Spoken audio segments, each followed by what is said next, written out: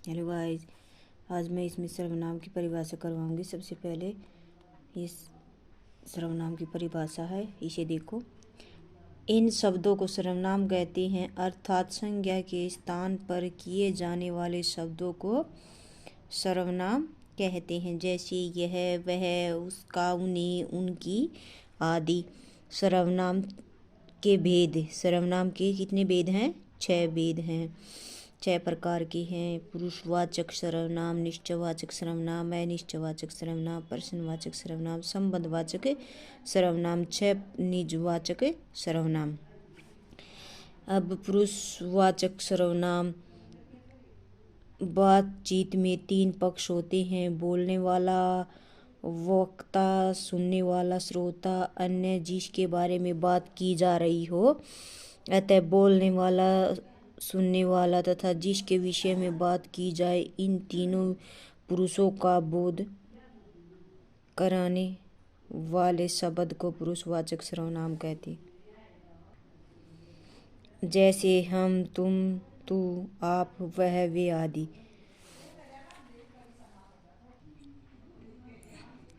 पुरुषवाचक सर्वनाम के 3 भेद होते हैं।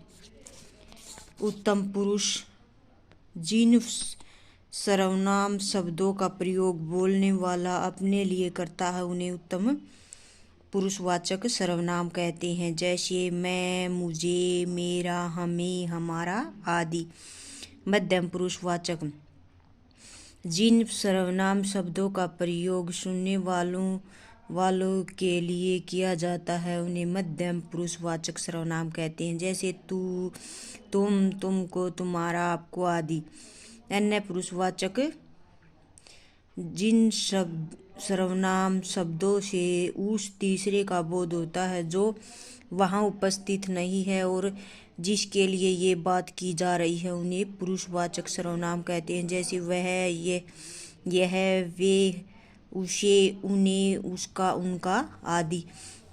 अब नंबर 2 है निश्चयवाचक सर्वनाम। जिन सर्वनाम शब्दों का प्रयोग किसी निश्चित व्यक्ति, वस्तु, घटना आदि के लिए किया जाता है उन्हें निश्चयवाचक सर्वनाम कहते हैं। जैसे यह, वे, वह, ये, वे आदि।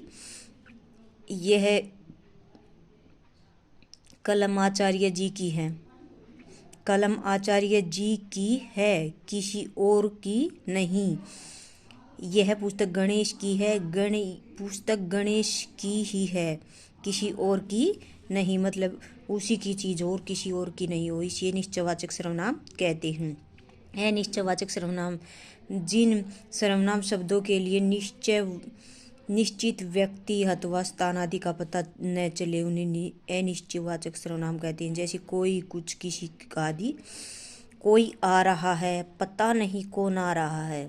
मतलब कोई आ रहा है, ये नहीं पता कि कौन आ रहा है। किसी ने मुझे पुकारा है, पता नहीं किसने मुझे पुकारा है।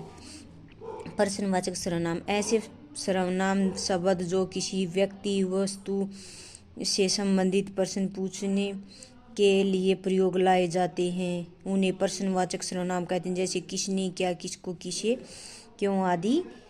आतंकवादी को किसने मारा। कश्मीर ने धारा 370 को हटाने के लिए किसे जिम्मेदारी दी।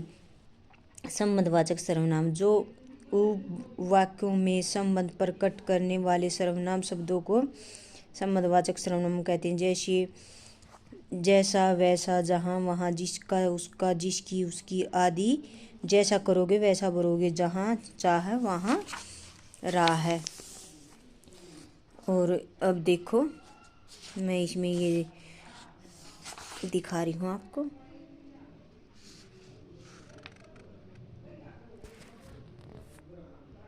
गाइस, इस वीडियो में इतना ही। कल फिर मिलेंगे नई वीडियो के साथ। तब तक बाय बाय।